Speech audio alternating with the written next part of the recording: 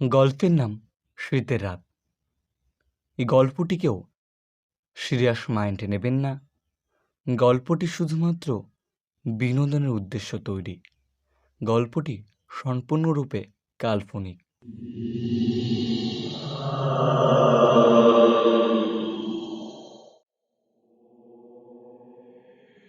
মাঘ মাসের একবারে শেষ দিক, ঠান্ডা তখন হাড়ের ভিতর ঢুকে যায়।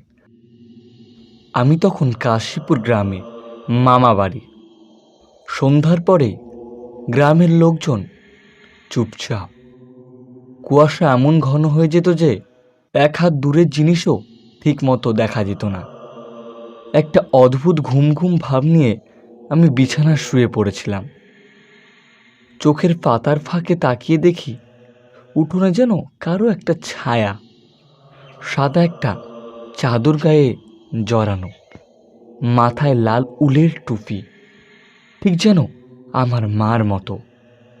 আমি চমকে উঠলাম, ভাবলাম হয়তো হবে, যাই হোক।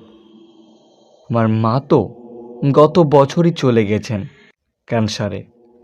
শেষ সময়টা আমি ছিলাম না, শুধু শেষ চিঠিতে লিখেছিলেন, শীতকালে তোকে খুব মনে পড়ে রে, সেই তুলসী তলার পাশে বসে যে তুই চুপ করে থাকিস, মনে পড়ে এখনো।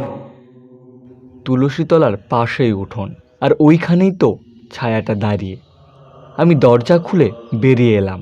চারিদিক নির্জন, শুধু সেই ছায়াটা তুলসী তলার পাশে দাঁড়িয়েছিল। আমি ধীরে ধীরে এগিয়ে এলাম। একটা চাপা কণ্ঠস্বর ভেসে এলো কুয়াশার ভেতর থেকে, তোর শীত লেগে যাবে বাবা, ভেতরে যা। আমি কাঁপতে কাঁপতে দাঁড়িয়ে থাকলাম। মনে হলো এই ডাক আমি বহুবার শুনেছি। মায়ের কণ্ঠে ছিল না কোনো ভয়, ছিল শুধু স্নেহ। তারপর ধীরে ধীরে ছায়াটা মিলিয়ে গেল কুয়াশার মধ্যে। মনে হলো কেউ যেন মাথায় হাত বুলিয়ে দিচ্ছে। সকালে মামা বললেন, রাত্রে উঠোনে গেছিলি? তুলসীতলার পাশের মাটিতে তো তোর পায়ের ছাপ দেখা যাচ্ছে। আমি কিছু বলিনি, শুধু হাত দিয়ে স্পর্শ করলাম তুলসীতলার ভেজা মাটি। সেই মাটিতে যেন মায়ের স্পর্শ লেগে আছে ওইখানে।